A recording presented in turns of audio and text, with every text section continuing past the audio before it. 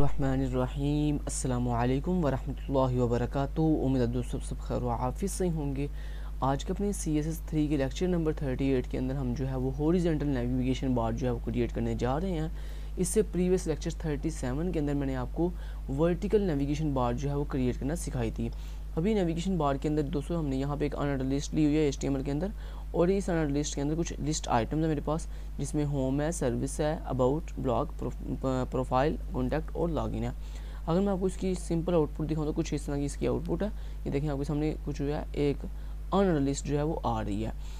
अभी दोस्तों हम इसको बहुत ही ब्यूटीफुल जो है वो एक हॉरिजॉन्टल नैव बार में जो है वो कन्वर्ट करेंगे। अभी कैसे कन्वर्ट करेंगे, सबसे पहले हम आ जाते हैं अपने CSS की फाइल पर, और यहाँ पे आगे आपको पता है सबसे पहले अगर आपने पूरे डॉक्यूमेंट पे स्टार्ट करना हो तो मैंने आपको कल भी बताया था कि आप सबसे पहले ये स्टैटिक जो है सिलेक्टर यूज़ करते हो और उसके बाद आप अपनी यहाँ पे स्टाइलिंग करोगे।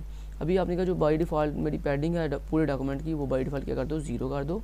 उसके बाद आपने कहा जो मेरे बाई डिफ़ॉल्ट मार्जिन है इस पूरे डॉक्यूमेंट का वो भी 0 कर दो।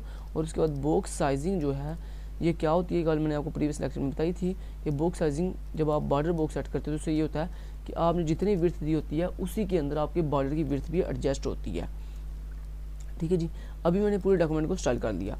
अभी मुझे किसको स्टाइल करना है, अभी मुझे अपनी इस UL यानी इस अनलिस्ट वाले टैग को UL को टैग करना स्टाइल करना है। तो मैंने कहा जो मेरी UL है उसको क्या कर दो, सबसे पहले उसका लिस्ट स्टाइल टाइप जो है, यानी ये जो बुल्स लगे हुए हैं उसके साथ, ये जो आपको बुल्स नज़र आ रहे होंगे, ये जो साथ लिस्ट के साथ बुल्स लगे हुए हैं, मैंने कहा ये बुल्स ख़त्म करने हैं मुझे, तो उसके लिए हम लिखते हैं लिस्ट स्टाइल टाइप तो नन कर दो। जब आप लिखते हो लिस्ट स्टाइल टाइप नन तो इससे क्या होगा, ये जो आपके अनलिस्ट के साथ ये जो गोल गोल बुल्स आपको नज़र आ रहे हैं ये क्या हो जाएंगे, ख़त्म हो जाएंगे। ओके। उसके बाद मैंने कहा जो मेरी ये जो अन लिस्ट है इसको विड्थ दे दो 100%, मतलब जितनी मेरी डिवाइस की विड्थ है उतनी ही विड्थ इसको सेट कर दो। देन उसके बाद मैंने कहा इसकी जो हाइट है वो 70 पिक्सल यानी 70 पिक्सल सेट कर दो। और देन उसके बाद मैंने कहा जो मेरी ये बैकग्राउंड ULS का जो बैकग्राउंड कलर है वो सेट कर दो #F1 और F1। लेट्स ये मैंने इसका बैकग्राउंड कलर जो है वो सेट कर दिया। अभी उसके बाद मुझे क्या करना है, उसके बाद मुझे इसका जो बाय डिफ़ॉल्ट पैडिंग है मेरी UL की वो भी ख़त्म करनी है। उसके लिए मैंने पैडिंग 0 कर दी। उसके बाद जिसका बाय डिफ़ॉल्ट मार्जिन है वो भी मुझे ख़त्म करना है, यानी उसको मैंने 0 कर दिया। अभी इतना करने के मैं आपको दिखाता हूँ कैसे नज़र आ रहा है ये। F5 से करता हूँ रिफ्रेश, और ये देखें दोस्तों आपको कुछ इस तरह का ये जो है वो नज़र आ रहा है।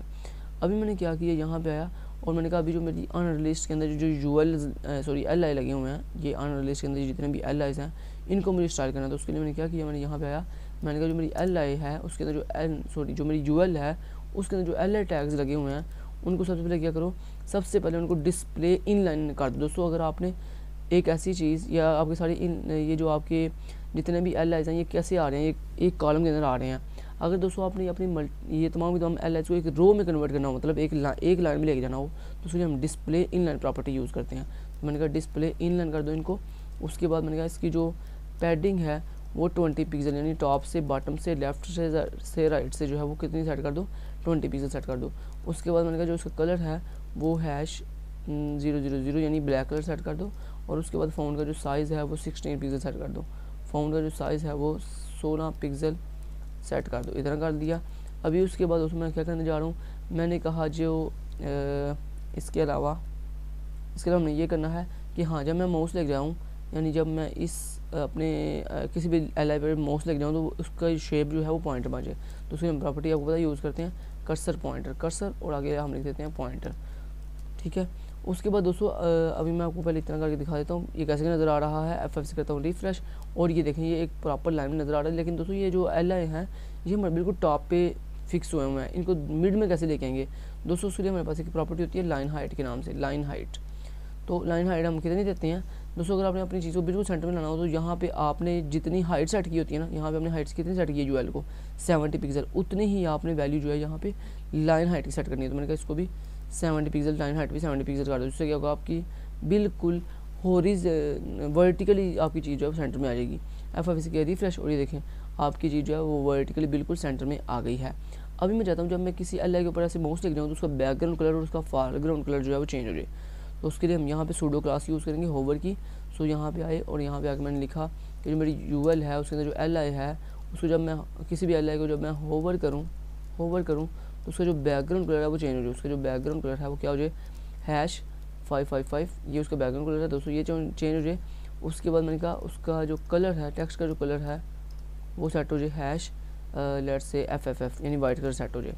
अभी मैं आपको दिखाता हूँ ये कैसे नज़र आ रहा है। FFF करता हूँ रिफ्रेश और ये देखो जैसे ही मैं किसी एल के ऊपर माउस लग देता हूँ, ये देखो उसका बैकग्राउंड कलर भी चेंज हो रहा है और साथ साथ उसका जो फोरग्राउंड कलर है यानी टेक्स्ट का जो कलर है वो भी चेंज हो रहा है। तो इस तरह दोस्तों हम जो है वो एक देखें हमने कितनी ब्यूटीफुल सी अट्रैक्टिव होवर इफेक्ट वाली क्या बना लिया, एक नेविगेशन बार जो है वो क्रिएट कर लिया। उम्मीद करता हूँ आपको सारे कंसेप्ट्स की समझ आई होगी। अगर किसी जगह पे कोई कन्फ्यूजन हो तो ज़रूर पूछिएगा। Thank you so much. Till then guys, take care, अल्लाह हाफिज़।